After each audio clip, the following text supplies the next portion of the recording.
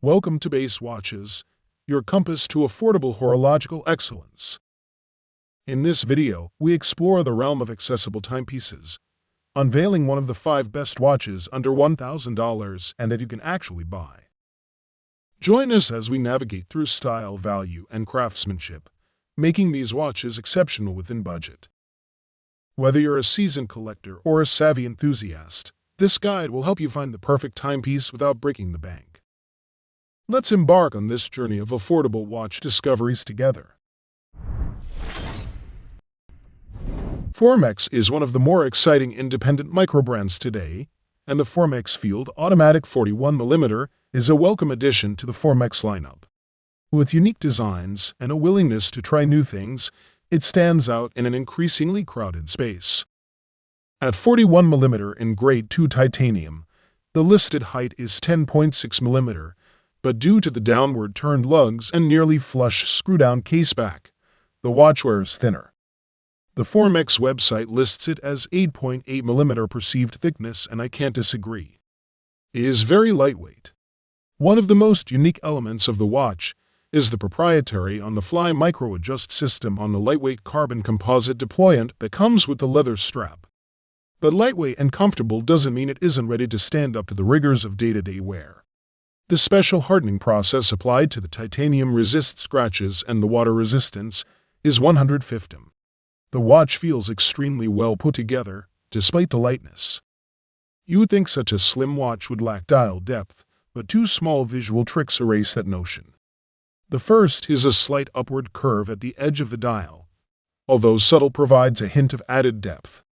The second, and more obvious, is the recessed numbers filled with superluminova. These 2 elements, along with the custom font, create the feel of something different than a typical field watch. The Formex Field Automatic 41mm is a well-engineered, well-designed, lightweight, comfortable, and unique take on the everyday field watch. The Naos has been a staple in their collection since the brand was founded 6 years ago. It embodies the simple yet legible design Dustin aimed for when he founded the company. Many things go into a watch beside a minimalist dial. Let's take a closer look at the Bauhaus-inspired Naos Automatic. The Naos is a 38mm watch that can easily be classified as dressy. However, watches like this are far more versatile than they let on. The only thing holding the Naos back is its water resistance rating, 50 meters, but let's be honest, you weren't swimming with it anyway. Many watches try to lean hard into the dress category and paint themselves in a corner. They're a dress watch and nothing else. The white dial is utilitarian and gives the simple elements on the dial room to spread their legs. The dimensions are spot on at 43mm lug-to-lug and 12mm tall. The case height is brought down to 10.5mm wrist to crystal, and the Naos takes on an almost lugless look on the wrist because of the short lug-to-lug. The Sternglas Naos is powered by the reliable Miyota 821A automatic movement. This Japanese movement is known for its accuracy and robust performance. The automatic movement eliminates the need for manual winding, providing convenience for daily wear. In conclusion, the Sternglas Naos Miyota 821A is a testament to the brand's dedication to producing modern and accessible timepieces with a focus on quality craftsmanship. The Tissot PRX is one of the few watches that comes without any caveats. Just a fun, well-designed, reasonably priced watch, a breed that sometimes feels in short supply nowadays. Let's start with the specs of the PRX Powermatic 35mm. It's 10.9mm thick and has a lug-to-lug of 39mm, but wears like 44mm long because the first bracelet link is fixed. The case finishing is familiar from the larger PRX. Mostly brushed, but with plenty of polished surfaces for contrast, including the bezel, case bevels, and inner flanks of the bracelet. The bracelet tapers nicely to a butterfly clasp. The clasp feels a bit plastic-y and doesn't have the satisfying click of a more expensive bracelet, but I think such satisfaction costs more than $700 in 2023. There's no micro-adjust, but the bracelet links are relatively short and I didn't have a problem finding a nice fit. The same Powermatic 80 caliber, based on the ETASU 7.111, ticks inside the 35mm PRX, visible through a sapphire caseback. It has an 80-hour power reserve, modifying the standard ETA 2824 to be at a slower 3T. There's been some misconception that this movement is both not serviceable and contains plastic parts. In fact, the pallet fork and escape wheel are made of a synthetic material found in this entry-level version of the Powermatic 80 movement. If you want that 70s sports watch integrated bracelet look, the Tissot Powermatic 80 at 35mm seems to be in a class of its own. The Timex Q Timex Reissue is a modern iteration of a classic design from the 1970s, showcasing Timex's ability to blend heritage with contemporary style.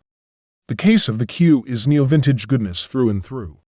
With its hooded lugs, the 38mm case embodies the 70 watch design, and it features an appealing mix of finishes. The transition from one type of finish to the next is relatively well done for the price, and it looks to be better executed than what I've seen from other Timex products at this price point.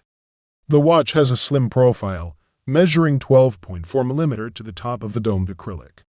The case is segmented via a multifaceted mid-case, the caseback, and the bezel in crystal, so the whole thing looks and feels much slimmer than its dimensions might suggest.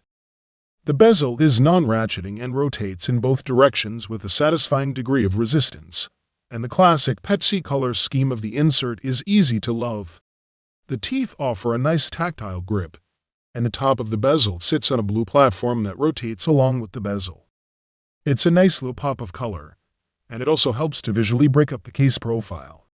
The movement inside the watch is a Seiko SKI Epson PC33, a relatively inexpensive quartz caliber designed for a number of different Seiko, Loris, and Pulsar models. One quirk of this caliber is that it has a day and date at 3:0. In conclusion, the Timex Q Timex Reissue 38mm is a well-executed homage to a classic design, showcasing Timex's ability to reinterpret its heritage for a modern audience. Any enthusiasts who have handled the three-hand Seiko 5 sports line or the SKX dive watch series that preceded it should find the 5 Sports GMT SSK5K1's case familiar. For this new series, however, Seiko brings a raft of more premium-style touches to the familiar form. Like so many Seiko designs, the 42.5mm wide stainless steel case wears far smaller than the numbers would have you believe, with a wearing experience that feels far closer to 40mm than over 42mm. As with the three-hand 5 sports line, this largely comes down to the rounded, dramatic undercut case sides, which minimize the watch's actual contact patch on the wrist, while the polished finishing of the case sides helps to visually mask the effect. Beyond these case sides, the rest of the case is almost archetypical for Seiko sports watches, with a tall, heavily knurled rotating bezel, short rounded brushed lugs, and a sizable 4 o'clock crown with flowing asymmetrical guards. The in-house 4R34 automatic GMT movement inside the Seiko 5 Sports GMT SSK5K1 is the newest variant in the 4R family, but maintains essentially the same architecture as the familiar three-hand 4R36. By bringing a robust and capable mechanical GMT design to a democratic price point, the new Seiko 5 Sports GMT SSK5K1 has already earned well-deserved respect in the enthusiast community, but its more premium touches also help it to stand as one of the most impressive. If you guys like this video or this video helped you, please give the video a like. Links to all the products mentioned are in the description below. If you are new to the channel, hit that subscribe button. Till next time, I will see you guys later.